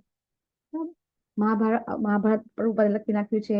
પછી આપણે અત્યારે આ ભાગવતમ છે, ભગવદ્ ગીતા છે, અને કેટલી બધી બુક છે, ચૈતન્ય ચરિતામૃત છે, પ્રભુપાદે લખીને આપી છે. એટલું પણ આપણે વાંચીશું ને તો પણ આપણું આ આયુષ્ય પતી જશે. તો ચોક્કસથી પ્રભુપાદની બુક છે એ આપણે વાંચવી જોઈએ. તો અહીંયા પ્રભુપાદની બુક જ વાંચવાનું આપણે શા માટે કહીએ છીએ? વારંવાર કહેતા હોઈએ છીએ કે જો બીજી બુક વાંચીશું તો પાછા આપણે ભટકાઈ જશું. તો પ્રભુપાદની આપણે ઘણા મને પ્રશ્ન કરે છે કે તમે આવું કેમ કહો છો કે તમે પ્રભુપાદની બુક વાંચો? કારણ કે પ્રભુપાદ એટલી બધી બુક લખીને ગયા છે કે એ બુક છે એ આપણે આ જ જીવનમાં પૂરી નથી કરી શકવાના. બીજું કે પ્રભુપાદે જે બધી બુક લખી છે એ ખરેખર પ્રભુપાદે નથી લખી. કોને લખી છે? આપણે આગળ પણ વાત થઈ ગઈ હતી. પ્રભુપાદે જે બુક લખી છે એ ખરેખર કોને લખી છે? હરે કૃષ્ણ માતાજી, હરે કૃષ્ણ માતાજી. માતાજી, ભગવાન કૃષ્ણ એમના ખભા પર હાથ મૂકીને ભગવાન બોલતા હતા ને પ્રભુપાદ લખતા હતા. હા, કારણ કે પ્રભુપાદ એક શિષ્ય કહેતા હતા કે પ્રભુપાદ તમે તમારી બુક કેમ વાંચો છો? ત્યારે પ્રભુપાદ કહે છે કે માને મારી બુક વાંચવી જ પડે ને, કારણ કે મને ખબર નથી કે મેં શું લખ્યું છે, કારણ કે બધું ભગવાન લખાવ્યું છે ને મેં લખ્યું છે. તો એ રીતે આપણે પ્રભુપાદની બુક વાંચવી. આપણી પાસે એવા ભગવાનના શુદ્ધ ભક્ત છે કે જેમણે આવીને આપણને હમણાં આ કળિયુગ પ્રમાણે આપણને જ્ઞાન આપી દીધું છે. તમે આપણી ભગવદ ગીતા વાંચો તમે તો બધા એક્ઝામ્પલ જે આપ્યા છે બધા કળિયુગના આપેલા છે કે ખરેખર આપણને એનાથી આપણે એને કનેક્શન થઈ શકે આપણાથી, અને આપણે સમજી શકીએ. એટલા માટે આપણે આ બુક વાંચવી જોઈએ. બીજી વાંચીશું તો આપણે ભટકાઈ જશું, આપણને ખબર તો પડશે નહીં અને ઉપરથી ભટકાઈ જશું. તો એટલા માટે ફક્ત પ્રભુપાદની બુક વાંચવા માટે આપણે કહેતા હોઈએ છીએ. પછી મનનું તપ કોને કહેવાય? તો આત્મસંયમ, બરાબર, એ મનના તપ માટે બહુ જરૂરી છે. કે આત્મસંયમ નહીં હોય ને તો ક્યારેય આપણું મન છે એ શુદ્ધ નહીં થઈ શકે. અને આત્મસંયમ કરવા માટે આપણે શું કરવું પડશે? ભગવાનના નામનો જપ કરવો પડશે. બાકી કોઈ આપણી પાસે ઉદ્ધાર નથી. અને એક્ઝામ્પલ આપ્યું છે અહીંયા સુખદેવ મહારાજનું કે એમનામાં આત્મસંયમ હતો, બરાબર, સરળતા હતા, ગંભીર હતી, સંતોષ પણ હતો. અને એટલે જ એ જન્મતા વેત જ ઘરથી ભાગી જાય છે. અહીંયા એક્ઝામ્પલ છે સુખદેવ મહારાજનું, કે કઈ રીતે એમનો જન્મ થયો અને જન્મ થતા વેત જ એ જંગલમાં જતા રહે છે. કારણ કે એમને શું હતું કે જો હું અહીંયા થોડીક વાર પણ મારા માતા પિતા પાસે રહીશ તો હું એમના પ્રેમમાં આસક્ત થઈ જઈશ, અને એ રીતે એ આ ઘર છોડીને જતા રહે છે. તો મનને આપણે કંટ્રોલ કરવું હોય, અને એ પણ આપણું તપ છે. અને પછી અહીં પ્રભુપાદ કહે છે કે શરીર, વાણી અને મનની કઠોરતા છે, એ કઠોરતા છે એ પણ આપણે જે કંટ્રોલ કરીએ આપણે, ત્યારે એ વસ્તુ છે આપણું તપ બની જાય છે. તો તપ એટલે એવું તપ નહીં કે જે આપણે બધા કહે ને કે હિમાલયમાં જઈને તપ કરવું છે.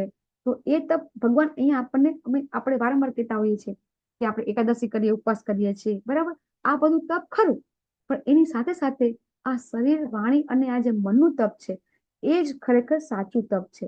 એવું નથી કે કોઈ વ્યક્તિ છે જંગલમાં જઈને તપ કરે એટલે તપ કહેવાય. આપણે ગૃહસ્થ છીએ, ગૃહસ્થ પણ આ જ જીવનમાં અત્યારે અહીંયા જ રહીને તપ કરી શકે છે, અને એ તપ કરી અને ભગવત પ્રાપ્તિ કરી શકે છે. વર્ણાશ્રમ ધર્મ વિશે ભગવાન અહીંયા બહુ સારી રીતે સમજાવે છે કે કઈ રીતે વર્ણાશ્રમ ધર્મનું પાલન કરતા કરતા કોઈ ક્ષુદ્ર, વૈશ્ય અથવા તો ક્ષત્રિય અને બ્રાહ્મણ એ ઉન્નતિ કરી શકે છે. કારણ કે વર્ણાશ્રમ ધર્મ છે અથવા તો જે આપણું જે ગૃહસ્થ ધર્મ છે એ ગૃહસ્થ ધર્મ છે એ ગૃહસ્થ ધર્મ સર્વશ્રેષ્ઠ છે. કેમ ગૃહસ્થ ધર્મ સર્વશ્રેષ્ઠ છે? ખરેખર તો સંન્યાસી સર્વશ્રેષ્ઠ હોય તો ગૃહસ્થ ધર્મ કેવી રીતે શ્રેષ્ઠ કહેવાય છે? આગળ પણ મેં સમજાવ્યું છે કે ગૃહસ્થ કેમ શ્રેષ્ઠ છે. જો ગૃહસ્થ હોય તો શ્રેષ્ઠ, ગૃહ મેદી નહીં. હા, ગૃહસ્થ અને ગૃહ મેદીમાં આપણને ફેર છે, ખબર છે ને?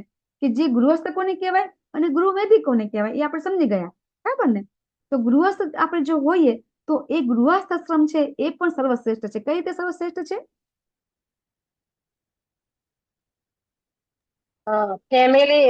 ફેમિલી સાથે કર્તવ્ય નિભાવતા ભગવાનની ભક્તિ કરવી ને ઓકે, યસ, એટલે ભગવાનને કેન્દ્રમાં રાખવું. હા, હરે કૃષ્ણ માતાજી. હા, બોલો. સંસારમાં રહીને પ્રભુ ભક્તિમાં લીન થાય છે ગૃહસ્થ, અને ગૃહસ્થ પોતાની સંસારમાં રહીને પોતાની જવાબદારી પણ નિભાવે છે. યસ, હરે કૃષ્ણ. હરે કૃષ્ણ. યસ, ગૃહસ્થ કોને કહેવાય? મેં તમને સમજાવ્યું તે વખત. હા. હા, બોલો. માતાજી, સ્વધર્મ બજાવતા કૃષ્ણામૃત રહેવું, કૃષ્ણના આશ્રય રહેવું, કે એને સ્મરણ કરવું તે ગૃહસ્થ શ્રેષ્ઠ છે. ધર્મ છે. એટલે ઓકે, યસ, દેવની માતાજી, હજી કઈ સ્પષ્ટ? હરે કૃષ્ણ માતાજી. ગૃહસ્થ છે ને એ પોતાના કર્તવ્ય કર્મથી ભાગતો નથી, કર્તવ્ય કર્મ તો કરે જ છે, પણ સાથે સાથે એના જેટલા પણ કર્મ છે એમાં એ આસક્તિ રાખતો નથી અને ફળની ઈચ્છા નથી રાખતો. એ બધા જ પોતાના કર્મ છે એ કૃષ્ણ ભગવાનને અર્પણ કરીને બધામાં ભગવાનને જ સેન્ટરમાં રાખી અને એમને અર્પણ કરીને સેવા ભક્તિ કરે છે ભગવાનની. તો એ સાચો ગૃહસ્થ છે. યસ, નેહા માતાજી. હા, યસ, યસ, યસ, નેહા માતાજી, બોલો, બોલો. હા, હરે કૃષ્ણ માતાજી. હા, મારે એ જ કહેવું હતું કે ભગવાનમાં આપણે બધા જ પોતાના કર્મો ડેલીના ભગવાનને સમર્પિત કરીને કાર્ય કરે છે અને જોડે ભક્તિ પણ કરે છે. એટલે એ જ છે કે બધું ભગવાનને સમર્પિત કરીને કાર્ય કરવું, એટલે બધું ભગવાનને અર્પણ કરી દેવું. ઓકે, યસ માતાજી, યસ, રિયલમી નીતા માતાજી. હા,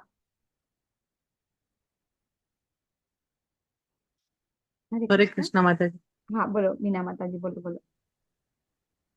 સંસારમાં પોતાની બધી ફરજ નિભાવતા એનું મન ભગવાન પાસે જ રહે. જેમ કે છે ને, સંસારમાં સરસો રહીને મન મારી પાસે, એ રીતે એની બધી ફરજ નિભાવતા એનું ધ્યાન ભગવાનમાં જ રહે. યસ, હરે કૃષ્ણ માતાજી. હરે કૃષ્ણ. બધાની વાત સાચી છે. ઇન્દ્રિયોને એ બધી ઇન્દ્રિયોને ભગવાનના કામમાં લગાડે છે. આપણે જેમ નવોઢા ભક્તિ કહીએ છીએ ને, એવી રીતે બધી ઇન્દ્રિયોને વિષય ભોગમાં નથી લગાડતા, પરંતુ ભગવાનના કામમાં લગાડતા. યસ, અમરીશ મહારાજે કહ્યું તે પ્રમાણે. તો ગૃહસ્થ આશ્રમને બીજા 4 આશ્રમ કરતા શ્રેષ્ઠ એટલા માટે કહેવામાં આવ્યા છે. તમારી વાત, બધાની વાત એકદમ સાચી છે કે આ જે તમે કીધું ને એને ગૃહસ્થ કહેવાય, બરાબર ને? તો જે ગૃહસ્થ આશ્રમ છે એ બધા કરતા શ્રેષ્ઠ એટલા માટે છે કે બાકીના જે 4 આશ્રમ છે, સંન્યાસ આશ્રમ છે, વાનપ્રસ્થ આશ્રમ છે અને બ્રહ્મચારી આશ્રમ છે, બરાબર? આ 3 આશ્રમ વાળા રહ્યા, એ 3 આશ્રમ વાળાનું જે નિભાવ છે અથવા તો એ લોકોનું જે જિંદગી છે એ ગૃહસ્થ છે ને એ જ એની ઉપર ટકી રહે છે. એટલે ગૃહસ્થ છે ને એ જ આ બધાને ટકાવી રાખે છે. એ ગૃહસ્થ હોય ને એ ગૃહસ્થ રહ્યો ને એ આ બધા સંન્યાસીને, બ્રહ્મચારીને, વાનપ્રસ્થાશ્રમને એ બધાને એક ગૃહસ્થ છે એ પોષે છે. જો સંન્યાસી હોય ને એ કઈ પોતે પૈસા કમાવા જાય નહીં, બ્રહ્મચારી કઈ પૈસા કમાવા જાય નહીં, વાનપ્રસ્થ લઈ લીધો એ પણ કઈ જાય નહીં. તો એ ગૃહસ્થ છે ને એ ગૃહસ્થ જો ખરેખર ગૃહસ્થ હોય ને, ગૃહ મેધી ન હોય ને તો એ શ્રેષ્ઠ છે. કારણ કે એ જ ગૃહસ્થ છે, એ ગૃહસ્થ છે પોતે ગૃહસ્થ ધર્મ કરીને પોતે એક બ્રહ્મચારીને, એક સંન્યાસીને અને એક વાનપ્રસ્થને બરાબર એ સારી રીતે એને નિભાવી શકે છે. અને એટલા માટે ગૃહસ્થ શું કરવું જોઈએ? પોતે પોતાના ધનના 50% ભાગ છે એ આ બધાને આપવો જોઈએ. હવે તમે એમ કહેશો કે અત્યારે બ્રહ્મચારી તો રહ્યા નથી, સંન્યાસી રહ્યા નથી, બરાબર, વાનપ્રસ્થ રહ્યા નથી, તો શું કરવું જોઈએ? કઈ વાંધો નહીં, આપણે આપણા ધનના 5% ભાગ છે એ આપણે જ્યાં પણ આપણે જે આપણે યોગ્ય લાગતું હોય, આજે આપણે સમજીશું કે કઈ રીતે આપવું જોઈએ. તો એ ગૃહસ્થ જો આપણે ખરેખર ગૃહસ્થ હોઈએ ને, જો આપણે આપણી કમાણી છે જ્યાં સુધી આપણે વાપરીશું ને તો આપણે ગૃહ મેધી જ કહેવાશું. પછી ભલે આપણે બાળકો માટે, સમાજ માટે, દેશ માટે ભલે આપણે આપીએ, છતાં પણ આપણે ગૃહ મેધી કહેવાઈએ. જ્યાં સુધી આપણે આપણું ધન છે એ આપણું ધન છે એ આધ્યાત્મિકતામાં વાપરતા નથી, આધ્યાત્મિક સેવા વાપરતા નથી, ત્યાં સુધી આપણું ધન છે શુદ્ધ થતું નથી. બરાબર છે? તો એ રીતે ગૃહસ્થ છે શ્રેષ્ઠ છે. તમારા બધાને ખૂબ ધન્યવાદ. હવે હરે કૃષ્ણ. માતાજી ગુરુઓ છે એ પણ જે ગુરુ આશ્રમમાં ભણાવતા, સાંદીપની છે, બીજા દ્રોણાચાર્ય છે, તો એ પણ ગૃહસ્થ જીવન જ હતું ને? હા માતાજી, બધા એટલે તો કહીએ છીએ આપણા સપ્તઋષિ છે ને માતાજી, સપ્તઋષિ બધા ગૃહસ્થ હતા માતાજી. બરાબર છે? એટલે શ્રેષ્ઠ ગણાય છે. બરાબર. એટલે ગૃહસ્થ કેમ શ્રેષ્ઠ છે આ હું એ સમજાવું છું તમને બધાને, કે ઘણા લોકો છે એ વિચાર કરતા હોય કે ચલો ભક્તિ કરીએ છીએ, ચલો હવે ઘર બાર છોડી દઈએ, ચલો આપણે ભગવાન ભક્તિ કરી, ભગવાનની ભક્તિ કરી. ભગવાનની ભક્તિ કરવાની, પણ ખરેખર બેસ્ટ ભક્તિ ગૃહસ્થ રહીને કરવી ને એ શ્રેષ્ઠ છે. બરાબર ને? અને પછી આપણામાં એટલી બધી લાયકાત આવી જાય અને પછી આપણે બ્રાહ્મણ દીક્ષા લઈ શકીએ છીએ, સંન્યાસ દીક્ષા લઈ શકીએ છીએ, પણ એ બધું બહુ દૂરની વાત છે. સૌથી શ્રેષ્ઠ છે ગૃહસ્થ ધર્મ. હવે દુનિયાની લાભની ઈચ્છા ન કરનારા કેવળ ભગવાનમાં જે શ્રદ્ધાપૂર્વક કઈ પણ કાર્ય કરે છે ને, બરાબર, એ તપ છે, સાત્વિક કહેવાય છે. તો અહીંયા જે શબ્દ આપ્યો છે એ ખરેખર જયારે ફક્ત ને ફક્ત ભગવાનમાં જયારે અહીંયા આવે ને ત્યારે એને શુદ્ધ સત્યમાં આવે છે. કારણ કે અહીંયા જેટલા પિક્ચર તમે દેખાડ્યા છે, બરાબર, અહીં વૃંદાવન પરિક્રમા છે, બરાબર, માયાપુર પરિક્રમા છે, ગોવર્ધન પરિક્રમા છે, તો આ પરિક્રમા જે આપણે કરીએ છીએ તો એનાથી ખુશ કોણ થાય છે? આ પરિક્રમા કરવાથી ખુશ કોણ થાય છે?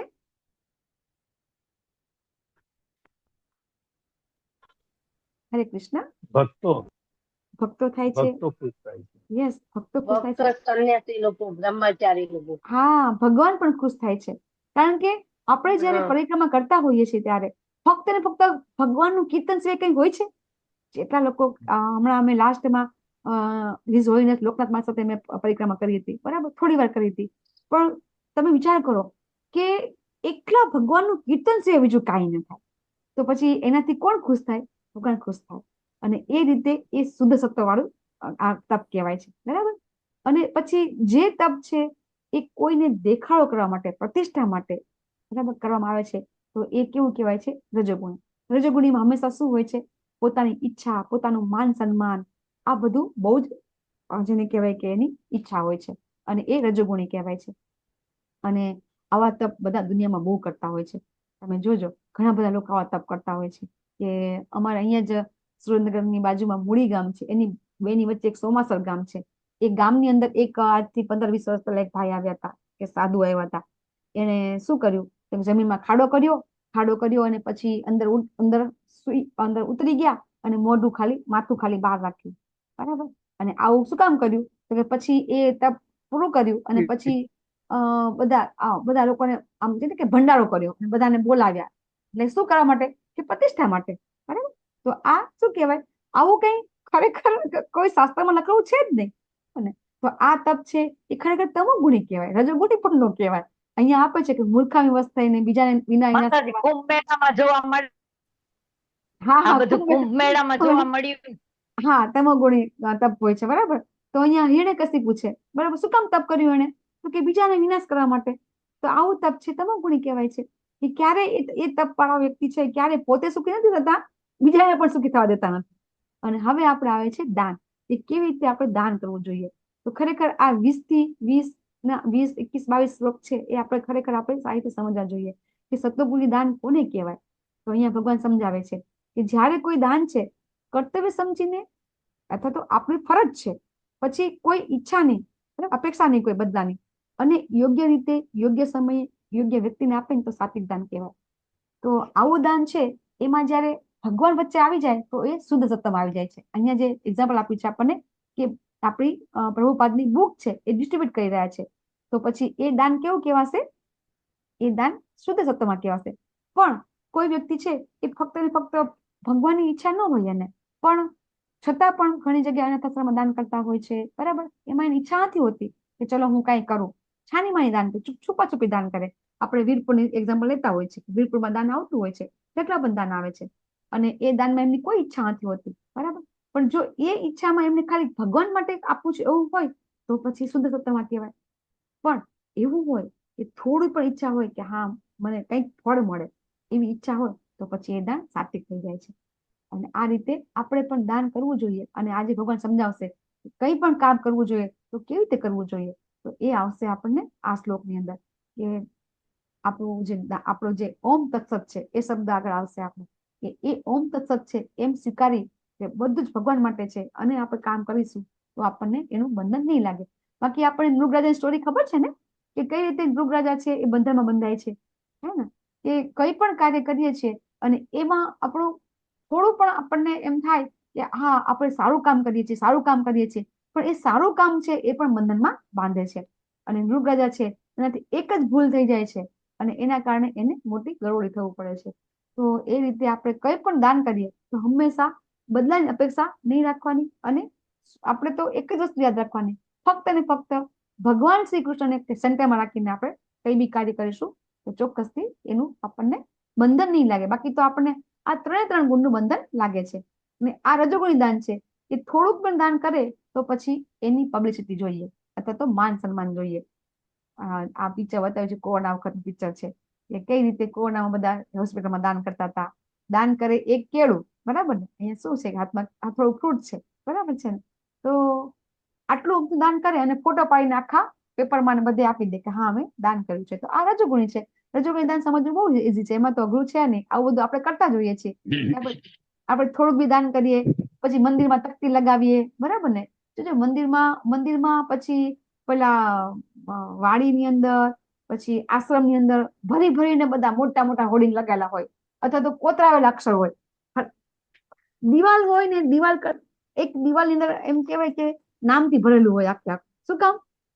કે અમે આ દાન આપ્યું છે, અમે આ દાન આપ્યું છે. કોઈ પણ વ્યક્તિ અત્યાર સુધી એવી નહીં હોય કે દાન આપીને પોતાનું નામ ન લખાયું હોય. દાન આપીને નામ નો લખાવ્યો એવું અત્યાર સુધી બહુ ઓછું બન્યું હશે. હવે આપણને ખબર પડી ગઈ તો આપણે નથી લખાવતા દાનમાં નામ, બરાબર. પણ અત્યાર સુધી કેવું હતું કે દાન નામ માટે જ કરતા હોય છે. દાન એટલા માટે આપે કે નામની અપેક્ષા હોય. અને બીજું કે અત્યારે ઘણા બધા એટલે બધા દાન આપતા હોય છે કે આપણને ભાઈ ટેક્સમાંથી રાહત મળે, ઇન્કમ ટેક્સમાંથી, બરાબર ને. અને ઘણા કાળા નાણાં ધોળા કરવા માટે કરતા હોય છે. તો આ બધું છે એ રજોગુણી કહેવાય છે. અને એ રજોગુણી દાન પણ આપણને બંધનમાં બાંધે છે. અને પછી તમોગુણી દાન. તો તમોગુણી દાન કોને કહેવાય? કે એને ખબર જ ન હોય, બરાબર, કે કઈ વ્યક્તિને આપવું છે, કેવી જગ્યાએ આપવું છે, અને જેને કહેવાય કે કોઈ ધ્યાન નહીં, કોઈ આદર નહીં, એમને આપે છે. અહીં તમને બતાવવા આવે છે કેવું છે આને, કે જો આ વ્યક્તિ બેઠો છે, બરાબર, કે આપણે આને દાન આપી દેશું તો આ શું કરશે? દાન એ ડ્રગ્સ લેશે, એ શરાબ પીશે, બરાબર. તો આવી જગ્યાએ દાન આપીએ તો એ તામસી દાન કહેવાય.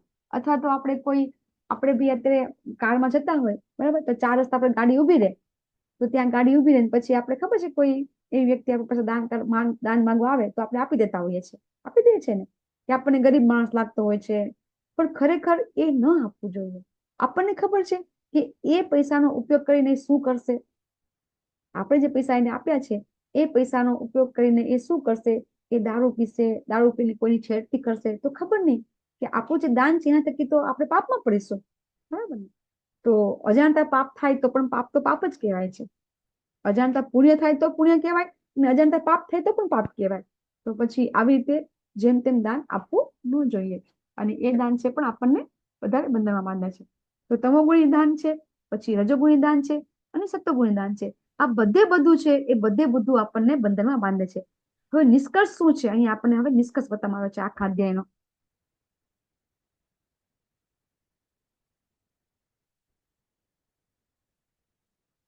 આ શ્લોક છે, આ શ્લોક 23, 24, 25, 26, 27, 28 એ એટલા શ્લોક છે. એ શ્લોક છે ખરેખર પૂર્ણ પુરુષોત્તમ પરમેશ્વર માટે આ શ્લોક છે. અને વેદમાંથી આ ત્રણ શબ્દોનો આપણે અર્થ લેશું કે ઓમ તત્વ શબ્દ છે એ સર્જનની શરૂઆતથી આ પરમ સત્યનો નિર્દેશ કરવા માટે વસ્તુ પર આપણને આપણે વાંચ્યો તો ખરો શબ્દ, આપણે સાંભળ્યો તો ખરો. ઓમ તત્સત આપણે ઘણી વાર સાંભળ્યો હશે.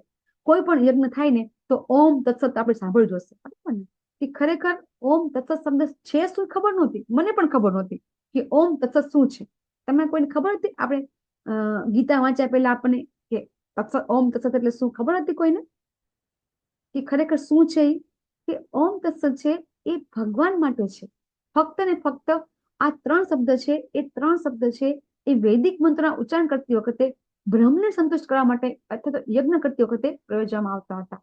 અત્યારે પણ આવે છે ને ઓમ તત્સત. આપણે શબ્દ નવો નથી ને આપણા માટે, નવો છે શબ્દ આપણા માટે. હરે કૃષ્ણ. ઓમ તત્સત શબ્દ આપણા માટે નવો છે ખરો? સાંભળેલો છે, સાંભળેલો છે, બરાબર. ના માતાજી, ના માતાજી. હા, તો અહીંયા સ્પષ્ટ આપેલું છે. ના માતાજી. હા, પેલા આપણને ખબર નથી. શબ્દ આપણે સાંભળ્યો હતો ઓમ તત્સત કરીને, આપણે સાંભળ્યો તો ખરો, પણ ખરેખર એનો અર્થ શું છે આપણને ખબર નહોતી, બરાબર. તો ઓમ એટલે કે વિષ્ણુ અહીંયા સમજાવે છે. ઓમ એટલે પરમ સત્ય, ઓમ એટલે સર્વવ્યાપક, બરાબર.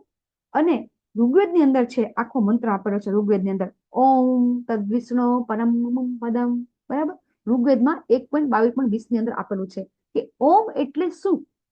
ઋગ્વેદની અંદર સમજાવેલું છે કે ઓમ એટલે કે વિષ્ણુ, વિષ્ણુ એટલે કે કોઈ પણ વૈદિક મંત્રની શરૂઆતમાં પરમ તત્વ એનું એક સૂચક છે. એને પ્રથમ સૂચક કહેવામાં આવે છે. શું કહેવામાં આવે છે? પ્રથમ સૂચક. એટલે કે કઈ પણ વસ્તુ તમે જયારે કોઈ પણ વૈદિક મંત્ર બોલવા હોય તો ત્યારે ઓમ બોલવું જરૂરી છે. શું કામ બોલવું જરૂરી છે? તો ઋગ્વેદમાં આપેલું છે કે ઓમ છે એ પરમ શબ્દનો અથવા તો પરમ તત્વનો ઉલ્લેખ કરે છે, નિર્દેશ કરે છે. ઓમ શબ્દ છે એ પરમ, પરમ કોણ છે? પરમમ મમ કોણ કે છે? એ કોણ છે? ભગવાન. અહીંયા હા, અહીંયા આ ઋગ્વેદમાં તદ વિષ્ણુ, વિષ્ણુ એટલે ભગવાન. આપણને ખબર છે વિષ્ણુ ભગવાન કોણ છે? કે ભગવાનનો જ અંશ છે વિષ્ણુ ભગવાન, બરાબર છે. તો એ રીતે ઓમ તદ વિષ્ણુ પરમ પદ એટલે કે ઓમ શબ્દ છે એ ઓમ શબ્દ ફક્ત ને ફક્ત પરમ તત્વનું નિર્દેશ કરે છે. આપણને જયારે હવે ક્યારે કોઈ બીજા મંત્ર બોલતા હોય, ઓમ નમઃ શિવાય બોલે કે ઓમ ગાયત્રી મંત્ર બોલે, તો ત્યારે પહેલા જયારે ઓમ બોલે છે એટલે એનો અર્થ એમ થયો કે એનું એ કોનો નિર્દેશ કરે છે? ઓમ તદ વિષ્ણુ પરમમ પદ, બરાબર. તો કે પરમ સત્ય, એ પરમ સત્ય કોણ છે? તો કે પરમ સત્ય છે એ ભગવાન છે, એ સર્વવ્યાપક છે, બરાબર.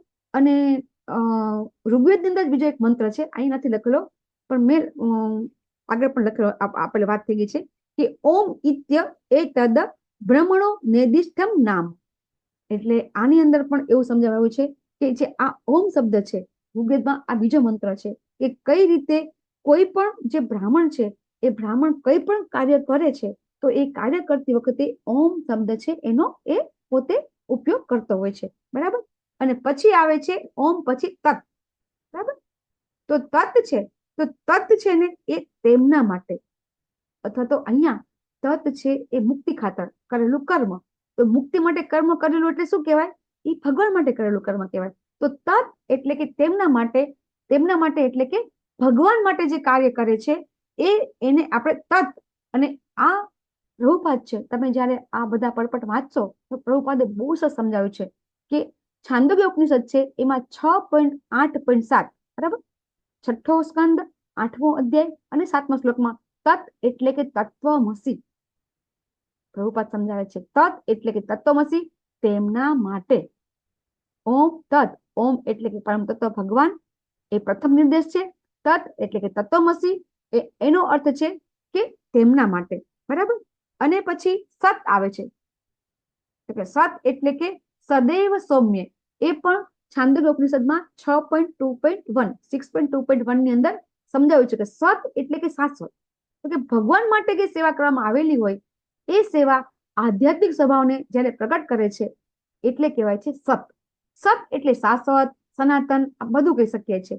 તો ઓમ, તત, સત આ 3 શબ્દનો જ્યારે ઉપયોગ થાય છે ત્યારે એનો અર્થ એમ થાય છે કે ફક્ત ને ફક્ત પૂર્ણ પુરુષોત્તમ પરમેશ્વર માટે જે પણ કાર્ય થાય એ કહેવાય છે ઓમ તત્સત, બરાબર. તો આ વસ્તુ હવે જો કોઈ લખવું હોય તો લખી નાખે છે, લખી શકે છે, કારણ કે હા હવે આ લેવલ 2 ખબર નહીં બીજી વાર ક્યારે થશે, બરાબર. તો ઓમ, તત અને સત આ ત્રણેય શબ્દનો અર્થ મેં તમને લખાવ્યા, આ પીપીટી માંથી તમે લખી શકો છો, અને એ શ્લોકના રેફરન્સ સાથે તમને આપેલા છે. તો કેવી રીતે ઓમ તત સતનો શબ્દનો અર્થ થાય છે ખૂબ સમજવું જરૂરી છે. આપણને ખબર જ નથી. હવે આપણે કઈ પણ કાર્ય કરીશું ને તો ઓમ તત્સત બોલીને કરીશું ને તો એનું આપણને બંધન નહીં લાગે. કેટલું સરસ થઈ ગયું, સરળ, એકદમ સરળ થઈ ગયું ને, કે કંઈ પણ કાર્ય કરીએ, દાન કરીએ, કોઈને મદદ કરીએ, બરાબર, તો ઓમ તત્સત કરીને કરવાનું. તો એનાથી શું થશે? કોઈ પણ પ્રકારનું બંધન નહીં. હા બોલો માતાજી.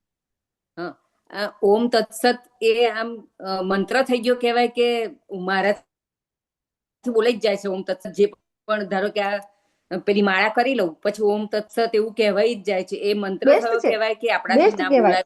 ઓમ થી જે પણ શરૂઆત થાય મંત્ર જ કહેવાય માતાજી. હા એટલે પણ એવું નથી કે અમુક નાયા વગર અમુક મંત્ર ના બોલાય તો સવારે એ આપણે વાત પેલા આપણે આગળ પણ વાત થઈ હતી માતાજી કે ઓમ તત્સત તમારાથી બોલાઈ જાય છે, પણ હા તો પછી તમારે માળા જપ છે ને નાયા વગર કરવાની જ નહીં માતાજી. ના એટલે એ તો નહીં જ કરું છું, પણ ઉઠતાની હાથે પેલું ધારો કે જોન કરાગરે વસ્તે લક્ષ્મી તો ઓમ તત્સત બોલાઈ જ જાય છે. હા નહીં માતાજી. અહીંયા જે હવે આપણે આગળ પણ વાત થઈ હતી માતાજી, બરાબર ને? આઈ થિંક 8 PM માં વાત થઈ હતી આપણે, હે ને? એ ઓમ તત્સત છે એ જયારે આપણે બોલીએ છીએ ત્યારે એ ઓમ થી કઈ પણ શરૂઆત થાય ને માતાજી, ઓમ શબ્દ થી ઓમ આવે ને એટલે એ વેદ નો મંત્ર થઈ જાય છે, બરાબર ને? હરે કૃષ્ણ, થેન્ક યુ માતાજી. યસ માતાજી, થેન્ક યુ, થેન્ક યુ. તો જો હવે ઓમ એટલે શું, અહીંયા તમે જો માતાજી, માતાજી તમે આ લખી નાખો કે ઓમ એટલે ખરેખર શું છે. અ, ઉ અને મ 3 વસ્તુ ભેગું થાય છે એટલે ઓમકાર થાય છે. અને ચૈતન્ય ચૈતમૃતમાં આનો બહુ સરસ ઉલ્લેખ કરેલો છે કે કેવી રીતે અકારણો ચૈત્ય કૃષ્ણ, બરાબર, સર્વ લોકય ન ઐક્ય. તો અહીંયા એટલે કે શું, તો કે એટલે કે ભગવાન શ્રી કૃષ્ણ ઉલ્લેખ કરે છે, બરાબર, કે જે સર્વ લોકે નાયક તમામ જીવાત્મા અને ગ્રહો માટે આ ભૌતિક અને આધ્યાત્મિક જગતના માલિક છે, બરાબર. અકાર કૃષ્ણ જે સર્વ લોકે નાયક, તો તમામ જે જીવ છે એ બધા જીવ છે એ આ ભગવાનના, એ ભગવાન એના માલિક છે. તો એટલે કે ભગવાન શ્રી કૃષ્ણ, ઉ એટલે કે ઉકાર, એટલે કે એ અક્ષર છે શ્રીમતી રાધા રાણી. સમજ્યો છે કે ઉકારણોચ્ય રાધા, મ કારો જીવ વખત. અહીંયા એવું સમજાવ્યું છે કે મ છે એ જીવાત્મા એનું સૂચન કરે છે, ઉ છે એ રાધાનું સૂચન કરે છે, અને અ છે એ ભગવાનને સૂચન કરે છે. એ ત્રણેય ભેગા થઈ અને ઓમ બને છે. અને એટલે જ જયારે ખાલી કોઈ એકલો ઓમ ઉચ્ચારણ કરતા હોય છે ને અને કોઈ સાધના કરતા હોય છે તો પણ એને શાંતિ બહુ લાગતી છે. ઘણા લોકો ઓમ, એટલે સ્કૂલની અંદર પણ ખબર તમે બાળકોને ઓમ ખાલી બોલાવતા હોય છે. સારું છે, ખોટું નથી, તો એ પણ સારું છે. તો અહીંયા તમને બધાને સમજાવવામાં આવે છે કે ભગવાન અહીંયા સમજાવે છે કે જ્યારે કોઈ વ્યક્તિ છે એ ઓમ તત્સત સમજી અને કાર્ય કરે છે તો એને તકલીફ પડતી નથી, અથવા તો એને ભવ બંધનમાં પડતો નથી. પરંતુ જ્યારે કોઈ વ્યક્તિ અસત અથવા તો શ્રદ્ધા વગર કઈ કરે છે, એટલે કે અસત કરે છે, કઈ પણ કાર્ય કરે છે એમાં એ અસત કરે છે, સત નથી કરતો, તો એનો જન્મ છે એ આ જન્મ અને આવતો જન્મ પણ વ્યર્થ છે. કેવી રીતે જે પણ કરે છે એ કઈ પણ કરે છે એમાં એનો ભાવ છે એ કેવો હોય છે? ખોટો હોય છે. અસત એટલે ખોટું, સત એટલે સાચું, અસત એટલે ખોટું. તો એ છે ભગવાન કહે છે કે ક્ષણભંગુર છે, એ ક્યારેય ક્ષણિક હોય છે, ક્યારેય એ શાશ્વત રહેતું નથી.